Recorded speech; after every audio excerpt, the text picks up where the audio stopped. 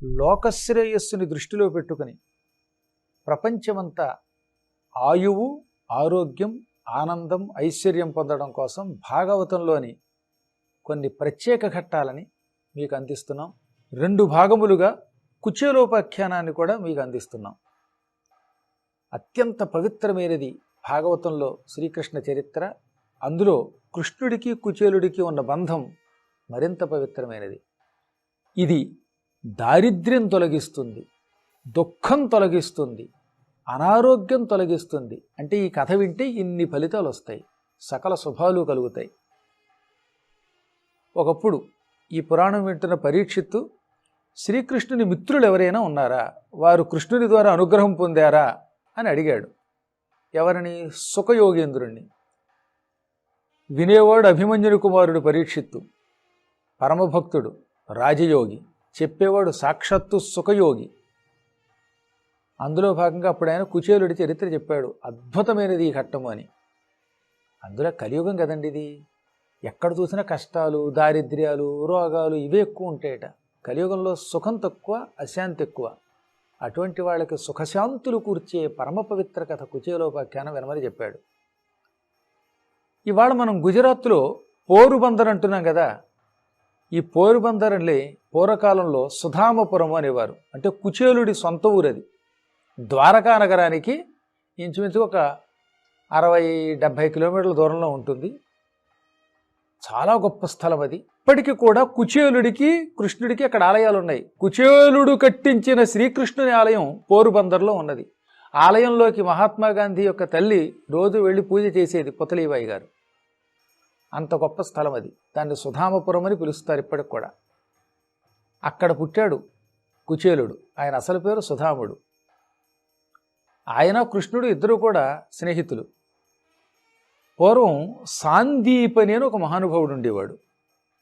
ఆయన అవంతిపుర నివాసి. అవంతిపురం అంటే ఇవాళ మనం ఉజ్జయిని అని కూడా పిలుస్తున్నామే, ఆ ఉజ్జయిని మహాకాళేశ్వరాలయం ఉన్న ప్రాంతం. అక్కడ ఈ సాందీపని పుట్టి కొంతకాలం గురుకులం నడిపి అక్కడి నుంచి కాశీ వెళ్ళిపోయాడు. చాలామందికి తెలియక కృష్ణుడు ఉజ్జయినిలో చదువుకున్నాడు అనుకుంటున్నారు. కానీ మీరు చూడండి, సంస్కృతంలోనూ చూడండి, తెలుగులోనూ చూడండి. అవంతిపురవాసి కానీ కాశీ వెళ్ళి గురుకులం నడుపుతున్నవాడు. కాశ్యాం అని సుస్పష్టంగా కాశీ ఉంటుంది. పోతన గారు తెలుగులో ఒకప్పుడు అవంతిపురవాసియు కాశీనివాసియు అని చెప్పి అనువాదం కూడా చేశాడు. కాబట్టి సాందీపని కాశీ వెళ్ళి గురుకులం పెట్టాడు. ఆ గురుకులంలో కుచేలుడు చాలా కాలం ఆయన దగ్గర చదువుకున్నాడు. కుచేలుడు కృష్ణుడు ఒకే వయసు వాళ్ళైనా కుచేలుడు ఎక్కువ కాలం చదివాడు. కానీ కృష్ణుడు 64 రోజులు మాత్రమే బలరామునితో పాటు గురువు గారి దగ్గర చదువుకున్నాడు. పరమాత్ముడు కదా ఆయన, ఆయనలో అన్ని విద్యలు ఉన్నాయి. ఆయన 64 విద్యలు 64 రోజుల్లో రోజు గురువు గారు ఒక్కొక్క విద్య చెబుతూ ఉంటే ఆ విద్య విని కంఠస్థం చేసి తిరిగి అప్పగించేవాట. కాబట్టి 64 రోజుల్లో కృష్ణుడికి విద్యాభ్యాసం పూర్తయిపోయింది. కానీ కుచేలుడు దాదాపు 15 సంవత్సరముల కంటే ఎక్కువ కాలం విద్యలు నేర్చుకున్నాడు. అంటే కృష్ణుడు కుచేలుడు కేవలం 64 రోజులు మాత్రమే స్నేహితులు. అయితేనే యావజ్జీవిత స్నేహితులు వాళ్ళు. మానసికంగా కృష్ణుడంటే ఎంతో భక్తితో కృష్ణుడిని మనస్సులో పెట్టుకుని పూజించాడు కుచేలుడు. అందులో కుచేలుడు ఏకాంత భక్తుడు, మానసిక భక్తుడు. యావజ్జీవితం కృష్ణుడితో ఉన్నవాడు మాత్రం అంత భక్తితో పూజించారు. ఆయన పూజించినట్టు ఎవరూ పూజించలేదు. కానీ పూర్వకర్మలు కొన్ని తప్పవు. కుచేలుడు కృష్ణుడితో అంతకాలం చదువుకున్నా ఆయన చేసిన ఒక చిన్న పొరపాటు ఒకటి ఉందిలేండి. ఆ పొరపాటు వల్ల ఆయన కొంత దారిద్ర్యం అనుభవించాడు. ఆయన భార్య పరమ పుణ్య సుశీల, ఉత్తమురాలు, లలిత పతివ్రత తిలకం. భర్తగారు ఏం చేస్తే అదే సర్దుకునేది ఆవిడ. కుచేలుడు పరమ పండితుడు. ఏదో అరుగు మీద కూర్చుని వేదం చదువుకునేవాడు, పాఠాలు చెప్పేవాడు, ఎవరైనా తోచింది ఇస్తే అది పుచ్చుకునేవాడు, ఎవరి దగ్గరికి వెళ్ళి యాచించేవాడు కాదు. పూర్వకాలంలో మహాత్ములండి ఎవరిని అడిగేవారు కదండి. వాళ్ళ విద్యలతో ఎవరైనా ఆనందం పొందితే తోచింది ఇచ్చి వెళ్ళేవారు, ఆ ఇచ్చింది అని పుచ్చుకునేవారు. అంతేగాని జాతకము చెప్పబడును, 10,000 ఫీజు ఇలాంటివి లేవు. పాఠం చెప్పబడును, 1,00,000 రూపాయల డొనేషన్ లేవు. మహాత్ములు వాళ్ళు. ఇది కలియుగం. ఇచ్చేవాడు పుచ్చుకునేవాడు, అందరిలోనూ స్వార్థం పెరుగుతున్నది. అలా అందరూ పరమపాపాత్ములు కాదు, కానీ ఎక్కువ మంది కలియుగంలో స్వార్థపరులు అవుతారట. ఆనాడు స్వార్థం తక్కువ.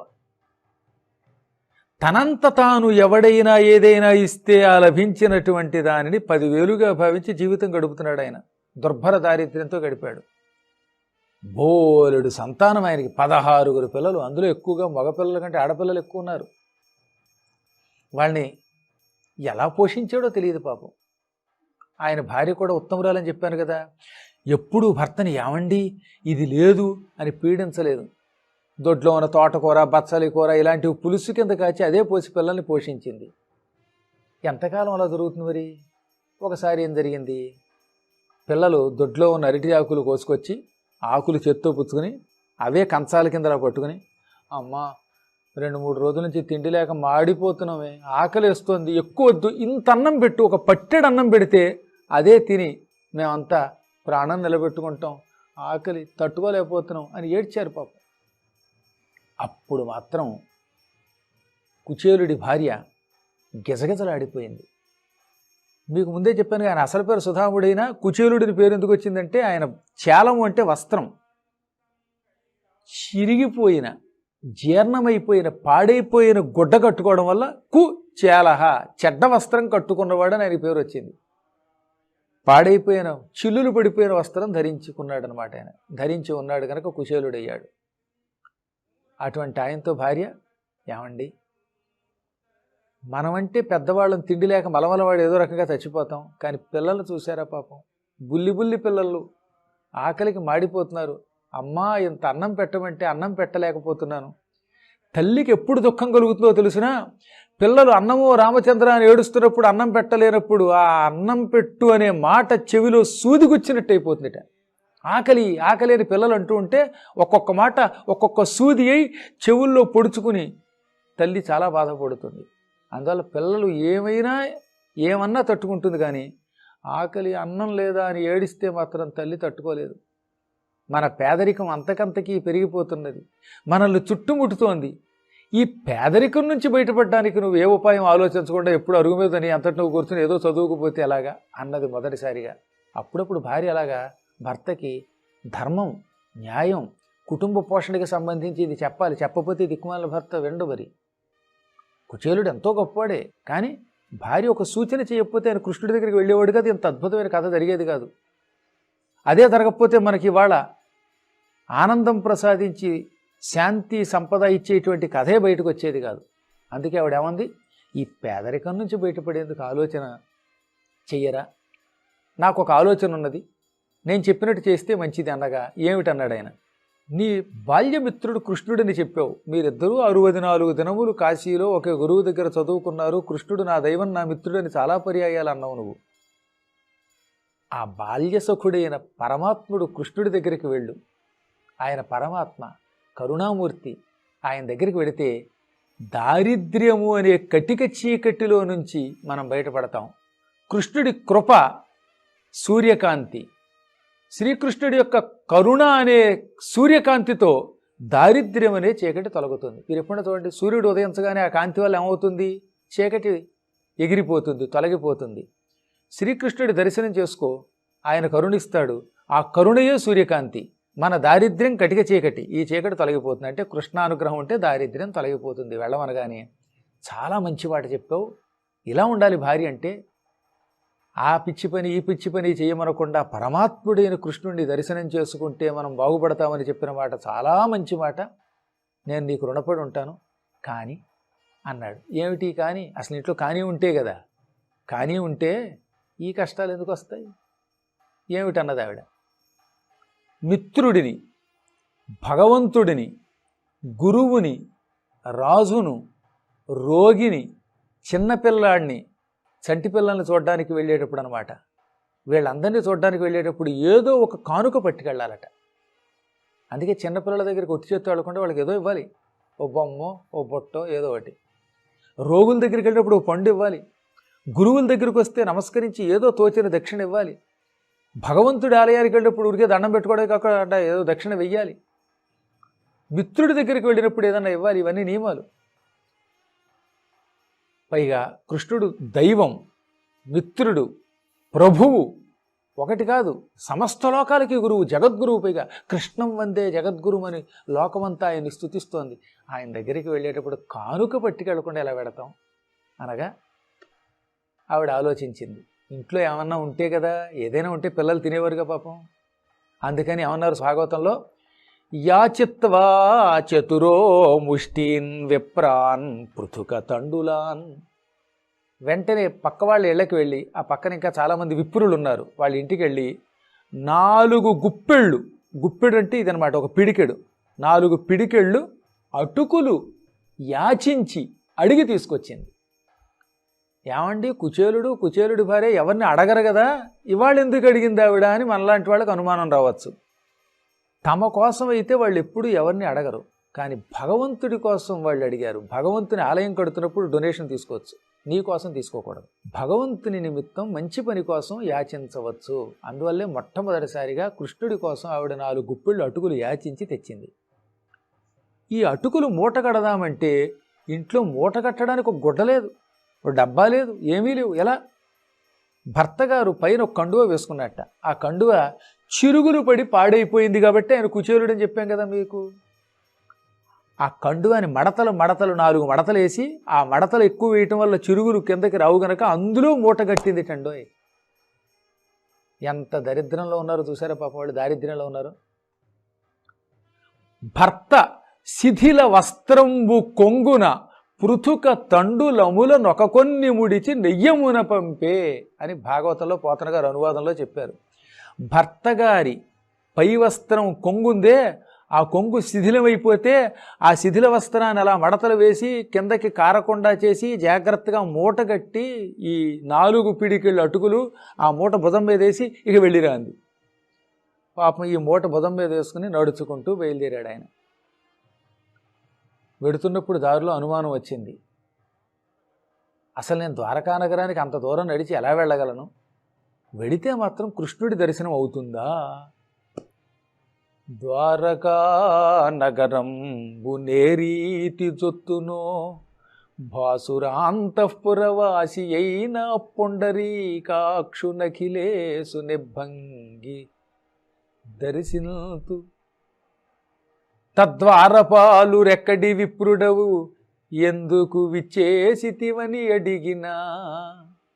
ద్వారకా నగరానికి అసలు వెళ్ళగలనా? ఒకవేళ వెళ్ళినా ఎక్కడో అంతఃపురంలో ఉన్న కృష్ణుని చూడగలనా? చూద్దామని అంతఃపురంలోకి వెళ్ళేలోపు కాపలా ఉన్నటువంటి వాడు, నువ్వెవడోరా ముష్టివాడిలో ఉన్నావు, లోపల కడతావేమిటంటారు. కృష్ణుడి మిత్రుడిని అంటే నమ్ముతారా? పోని అడ్డం కొట్టిన కాపలా వాళ్ళకి ఏమైనా పరిధానమిచ్చి ఏ గెదనైనా, పరిధానం అంటే లంచం. పూర్వం కూడా ఏ దుర్యోధనుడు లాంటి వాడి దగ్గరకు వెళ్ళేటప్పుడు లంచం ఇచ్చి కాపలా వాడికి లోపలికి వెళ్ళేవారండోయ్. లంచాలనేవి ఎప్పుడూ ఉన్నాయి, లంచం లేకపోతే కంచం కదలదట. అందుకని వారికి కాపలా వాళ్ళకి లంచం ఇచ్చి లోపలికి వెడదాము అంటే ఊహింప అర్ధశూన్యుండ నేను. నా దగ్గరే ఉంది, పైసా లేదు, సంపద లేకుండా ఉన్నవాణ్ణి, దరిద్రుణ్ణి, బూడి తప్పేమీ లేదు. ఇప్పుడు అటువంటి నేను లోపలికి ఎలా వెడతాను? అయినా నా అదృష్టం నన్ను కాపాడకపోతుందా? కృష్ణుడు దయాస్వరూపుడు కదా, ఆయన రక్షించకపోతాడా అనుకుంటూ అలాగే మొత్తం మీద నడిచి ద్వారకా నగరం చేరాడు. ఎక్కడో దూరంగా ఉన్న అంతఃపురం అలా కనపడింది ఆయనకి. ఇక్కడెక్కడో ఉన్నవాడికి కూడా కృష్ణుడి యొక్క అంతఃపురం కనపడుతుంది. అదే కృష్ణుడి యొక్క గొప్పతనం. భక్తులకి ఎక్కడున్నా ఆయన కనపడతాడు, భక్తి లేని వాడి దగ్గరికి వచ్చి కూడా చూడలేడు. అబ్బా, అప్పుడు ఆ పరమాత్ముడు ఎలా ఉన్నాడు? తామర పువ్వులు లాంటి కళ్ళు కలిగి ఉన్నాడు, అందమైన చంద్రబింబం లాంటి ముఖం కలిగి ఉన్నాడు ఆయన. చెవులకి మకర కుండలాలు ధరించి ఉన్నాడు ఆయన.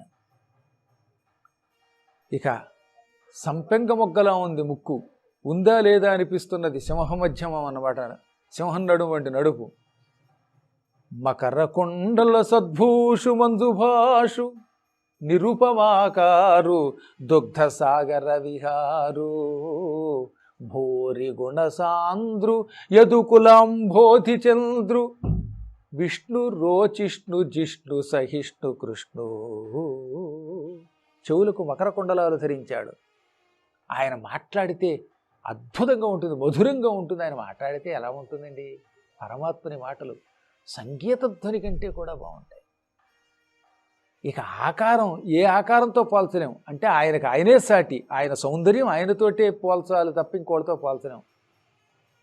క్షీర సముద్రంలో విహరిస్తాడు ఆయన, మహాద్భుత దివ్య గుణాలకి నిలయం, యాదవ కులం అనే సముద్రానికి చంద్రుడాయన.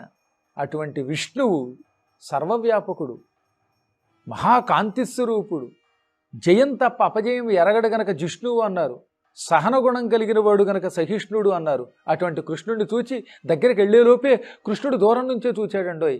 ఆ సమయంలో కృష్ణుడు రుక్మిణీదేవి మందిరంలో రుక్మిణితో పాటు ఆవిడ పరుపు మీద కూర్చుని ఆవిడతో ఏదో హాస్యం ఆడుతూ కొంగు పుచ్చుకున్నాడు, మాట్లాడుతున్నాడు. ఆ సమయంలో ఈయన రావడంతో కృష్ణుడి కళ్ళు మెరిశాయి. మన ఇంటికి ఎవరైనా ఇష్టమైన వాడు వస్తే కళ్ళు ఆనందంతో మెరుస్తాయి, ఇలా కదులుతాయి, శరీరం అంతా పులకిస్తుంది. ఇష్టం లేనివాడు వచ్చాడు అనుకోండి, అస్సలు కదలరు. మన ఇష్టాన్ని బట్టి, సమయ సందర్భాలని బట్టి గౌరవాలు కలుగుతాయి. కనిడాయంజనునంత కృష్ణుడు దళత్కంజాక్షుడ పేద విప్రుని అశ్రాంత దరిద్ర పీడితు కృషీభూతాంగో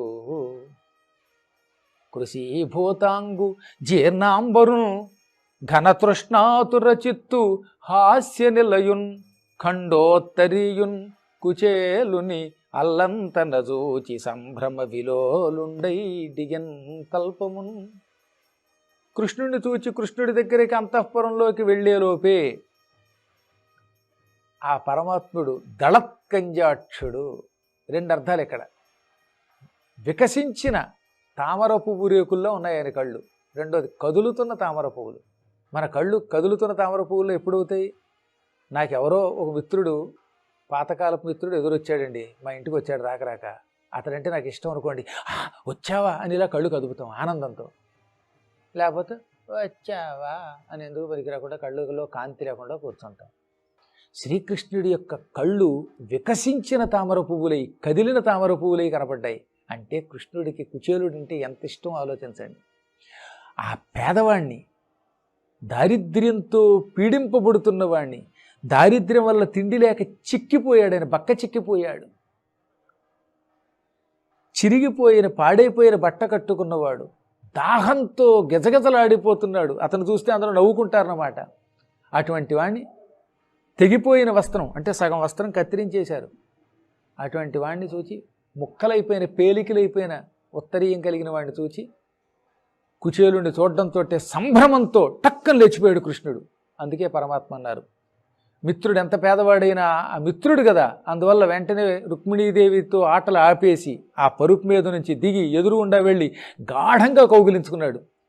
నడిచి నడిచి వచ్చాడా, బట్టలేమో పాడైపోయాయా, ఒళ్ళంతా చెమటతో ఉన్నాడా. ఇంతలా ఉన్నవాడిని ఎవడన్నా కౌగిలించుకుంటాడా? మిత్రమా వచ్చామా, ముందు స్నానం చేసి మంచి బట్టలు కట్టుకురా, ఆ తర్వాత కౌగిలించుకుంటానంటారు ఎవరైనా.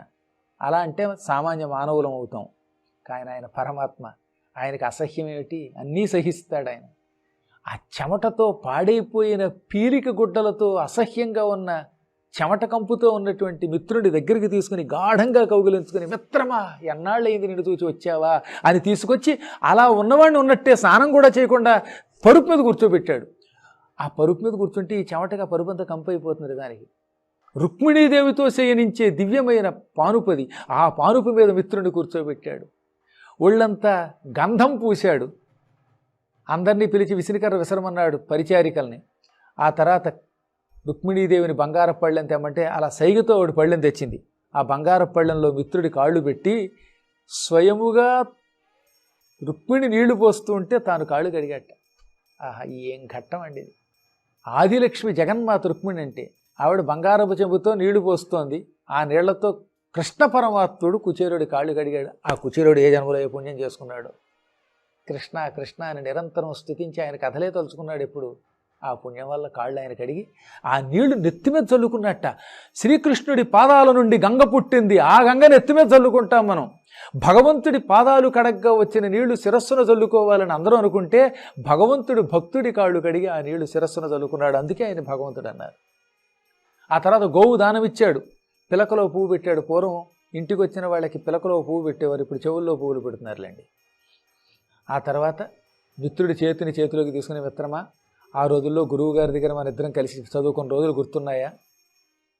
68 రోజులు మనం సాందీపని దగ్గర చదువుకున్నాం. ఒక రోజున గురువుగారి భార్య ఇంచుమించుగా చీకటి పడుతున్న సమయంలో అడవికి వెళ్ళి మనల్ని సమిధలు యజ్ఞానికి కావలసిన చితుకులు పళ్ళు తీసుకురమ్మన్నది. మన ఇద్దరం అడవికి వెళ్ళాం. తీరా అడవికి వెళ్ళే సమయానికి ఆ సాయం వేళ మొత్తం ఆకాశం అంతా మబ్బులు అలుముకుని ఘోర వర్షం కురిసింది. ఘుమ ఘుమారావ సంకుల ఘోర జీమూత పటల సంచన్నాభ్రభాగమొగుచు చటుల ఝంఝానిలోత్కట సముద్ధూత నానా విధ జంతు సంతానమొగుచు చండ దిగ్వేదండ తొండ నిభాఖండ వారిధారా పూర్ణ వసుధముగుచు విద్యోత మానోగ్ర ఖజ్జోత కిరణ జిద్విద్యుజ్జుతిచ్చట విభవముగుచు అడరి జడి గురియంగ ఇనుడస్తమింప భూరి నీరంధ్రని విడాంధకారమేచి సూచిక భేద్యమై వస్తుగోచరంబుగా నిగెట్లుండ మనము అవ్వానదడిసి. హఠాత్తుగా ఆకాశమంతా నల్లని కారుమబ్బులు అలుముకున్నాయి. తెలుగులో కారు అంటే నలుపు అనమాట. నల్లని మబ్బులు అలుముకున్నాయి. ఆ మబ్బులు దట్టంగా ఆవరించాయి. ఆ మబ్బులను చూచి భయపడిపోయినటువంటి పక్షులు కీచు బాస్ అంటూ అటు ఇటు పరిగెట్టి ఈ చెట్టు మించి ఆ చెట్టు మీదకి, ఆ చెట్టు మించి ఇంకో చెట్టు మీదకి వెళ్ళిపోతున్నాయి. వాటి అరుపులతో అడవి మారుమోగిపోయింది. ఇంతలోనే ఆకాశంలో నుంచి వర్షం కురవడం మొదలుపెట్టింది. భూమిని 8 ఏనుగులు మోస్తున్నాయి. వాటిని అష్టదిగ్గజాలంటారు. అష్టదిగ్గజములనే ఏనుగులు తమ తొండంతో డబా డబా దబా నేల మీదకి నీరు కురిపిస్తున్నాయా అన్నంత ధారగా వర్షం కురిసింది. భూమి ఆకాశం దద్దరిల్లిపోతూ పెద్ద పెద్ద శబ్దాలతో ఉరుములు ఉరిమాయి, పిడుగులు పడ్డాయి, మెరుపులు విరిసిపోయాయి. వర్షం ఘోరంగా కురిసింది. సూది మనమోపేంత స్థలం కూడా కనపడకుండా ప్రపంచమంతా ధారతో నిండిపోయింది. ఆ వర్షంలో మనం తెల్లవార్లు తడిసిపోయాం. వర్షంలో కొట్టుకుపోయాం.